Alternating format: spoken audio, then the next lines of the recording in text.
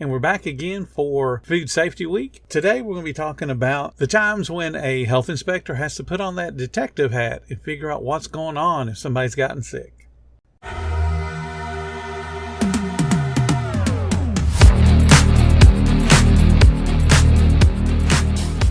Welcome to the 10-Minute Food Truck Training Podcast. My name is Bill Moore. I am a food truck business coach, author of 5 food truck vending books, including Food Truck 101 and Food Truck 201. This podcast is all about helping you start and grow your food truck business. Imagine what's possible when learning doesn't get in the way of life. At Capella University, our game-changing FlexPath learning format lets you set your own deadlines so you can learn at a time and pace that works for you. It's an education you can tailor to your schedule. That means you don't have to put your life on hold to pursue your professional goals. Instead, enjoy learning your way and earn your degree without missing a beat. A different future is closer than you think with Capella University. Learn more at capella.edu. So let's talk about somebody comes up to you and says, hey, I bought a sandwich yesterday from your food truck and it made me sick last night. I think there's something wrong. What should the food truck owner do? Great question. Say, I'm so sorry. What did you order? What is your name? What is your best contact information? I'm going to let the health department, I will let the health department know about this. And then either I or somebody from our company or the health inspector should be in contact with you. Don't accept liability. Don't, we've heard all the crazy stories where people claim they did. And, there's 1,000 YouTube videos of people doing that, but we don't know. So the most of the agencies, the health departments look at it, a complaint versus a confirmation. Right. When I was with it, just the 3 years doing it, I got a lot of complaints. And real quick, honestly, when you get the most complaints is coming up. We'd come back after Thanksgiving break. You get a whole lot of phone calls after Thanksgiving and after Easter where people swear they got sick at whatever restaurant. And you're going, where did you have Thanksgiving dinner at? Oh, grandma's house, where 50 different people brought food, and then you got leftovers for 2 or 3 days.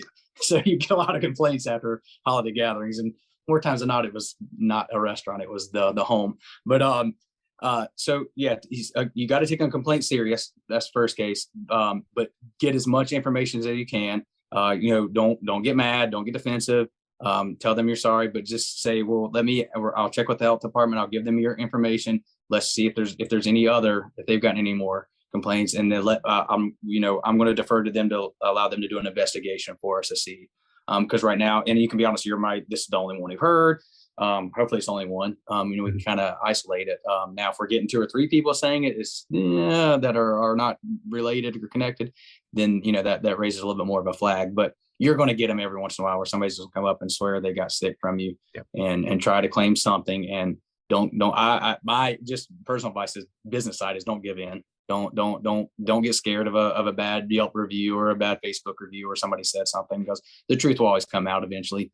Mm-hmm. But then you can even say that on any reviews, you say, well, you're the only case that we know of, and I forwarded all your information to the health department, and I'm going to let them handle it because they're the professionals, and they'll take all the complaints and they'll compile a list. And if it's if there's enough, I guess if there's enough smoke that they're afraid there's a fire, they'll launch an investigation, a foodborne investigation. And then you kind of alluded to some of the end results of a foodborne investigation, like the farmer you were talking about. So they actually go backwards. Yeah. Right? So the health inspector would come to your food truck. Then what would they do? They would, they're going to look around. Right. They're going to give you, hey, this was you. If that was the only complaint, they're probably not going to show up. Now, if it was sometimes we were told to go if it was something, if there's evidence, if they took pictures of somebody doing something wrong, or, you might go look and just make sure, the air conditioner. I had one where somebody said the air conditioner was, condensation was dripping into the, whatever it was, wherever the salad was being held. And so I had to just go check to see if that was really happening. And it was,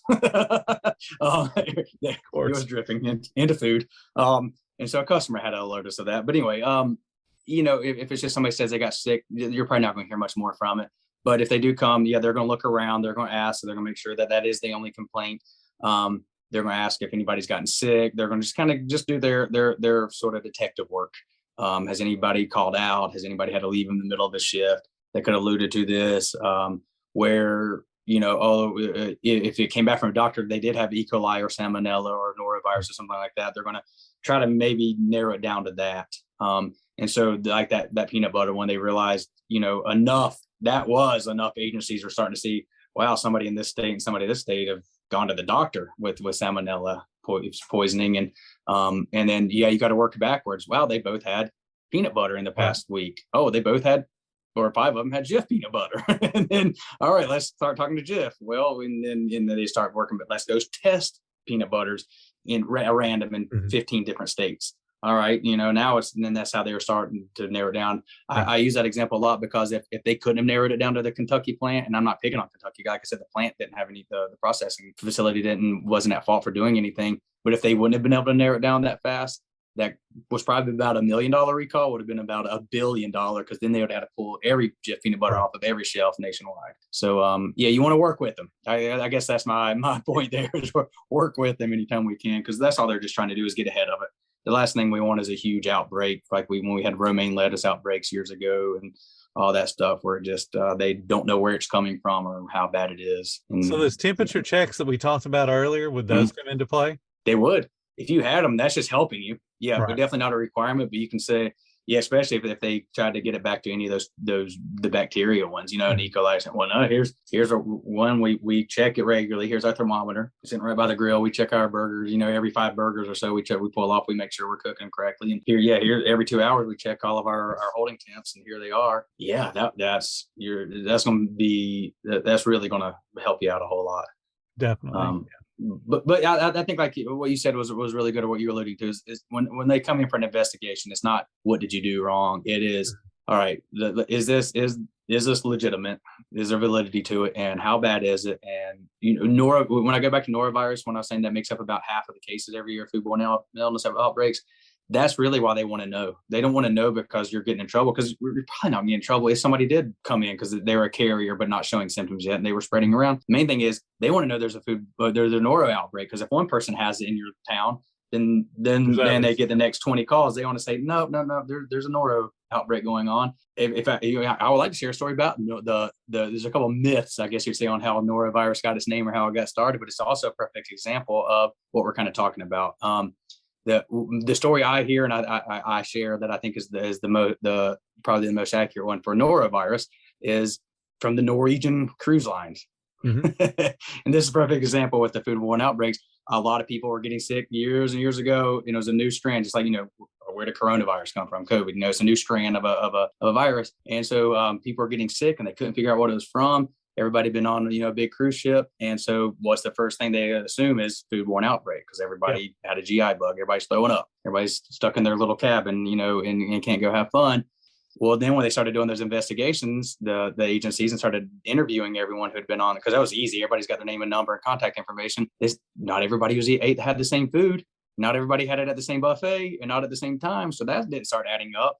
So that's when they quickly realized, all right, let's start doing some more sampling and testing people. And it was a new stomach bug, a new GI virus. And they realized that it was spread from airborne. So when someone was throwing up in their room, it was going airborne and being circulated from cabin to cabin. So that's the perfect example. They're not coming to the food truck because they want to get you or shut you down because somebody said they're sick. They want to figure out if it's valid, and if it is, how to get ahead of it and not let it get widespread. Yeah, because they're not interested in your business at all. No, they just want to make sure they don't, we don't lose life over somebody being. That's it. Yeah. All right. So let me ask you one hypothetical question. This is something that has been on my mind for the better part of 4 or 5 years now. Okay. Third-party delivery. Ooh. Mm-hmm. So you think about, we've been talking about norovirus and how easy it is to transmit. Mm-hmm. So we give our food that we have done absolutely everything to make sure that it is perfect. We hand it to them in a bag that even has the seals on it so they can't tamper with it. Yep. They pick it up, put it in their car, and then give it to somebody. And that somebody gets sick. Yep. First person gets blamed is going to be me as a food truck. 100%. Not the driver that brought the food, who maybe didn't wash his hands. Yep. When he went to the bathroom. Yep. Do you see that as being a problem potentially at some point? I do. Yeah. Because it is kind of the Wild West right now. There's no regulations. I mean, it's all gig workers. not only a third-party system, but they're all independent contractors, with the DoorDashes and Grubhubs and Uber Eats, they're all independent. Yeah, there's no checks and balances to it. The health departments have no regulation over it. They have no control over it. Yeah, that's I'll be one that's been honest that it's not something that's really come up. That's a good question. I love it. I'm the type that loves to think about something that's obviously everywhere I go now. You see on the doors or on the food trucks or somewhere that they offer sometimes up to 3 different delivery services that you can order through. That the little bit I have heard, I'm not gonna say I've been completely deaf to it or it hasn't come up. The little bit I have seen as kind of what we're saying, we have to govern it ourselves. We have to take control. We sort of have to be the initiators here. It could be as simple as taking those temperatures before it left. I've heard of people taking pictures before it goes. This is what it looked like when it was sitting at the counter before X, Y, and Z company picked it up. That way it was closed. It had the container lid was on it. The drink was in everything was this is how it left. If it got to you different, it's sort of like ordering something from online, any kind of retail goods, was it FedEx's fault or, right, exactly. If you try to call the distributor, they're going to say, no, this is what it looked like when it, and that's what a lot of, even Amazon now, they love to take pictures. They'll take pictures before they on your front step. So you can't claim that they didn't deliver it. Right. So we can be doing the same thing for ourselves. It's up to us, really. That's the simplest way to say is if you're not too worried, don't be worried. But if there's concern there, if it's a really big part of your business and it's growing, I would get in the habit of taking pictures of it and having some way to indicate it, a ticket number on it that's in that picture and go, no, time stamped at 7:59. This was ready, and this is where it was, and they picked it up at 7:59, and this is how it left. I'm sorry it got to you different, but right. That's and it would be a lot of overkill. I feel like you'll probably never have to use it. It's kind of like writing those temperatures down. No one will probably ever come back and look at them, but that one time they do, you're going to be glad you have it. Oh, absolutely. And tomorrow we're going to be wrapping up the Food Safety Week with a little bit of discussion about how much fun it is and how much we love it. Thank you so much for listening to the 10-Minute Food Truck Training Podcast. If you're finding all the information helpful to your food truck business, please become a monthly supporter of the podcast. Just hit the support button or follow the link in the description. Every little bit does help keep us going. Join our Facebook group. It's called Food Truck Training. We have a whole bunch of awesome members at all different levels, from brand new beginners to decades-old veterans. They've all got your back when it comes to helping you with your food truck. And again, thank you for listening. Come back tomorrow because I got plenty more to say when it comes to helping you and your food truck business grow.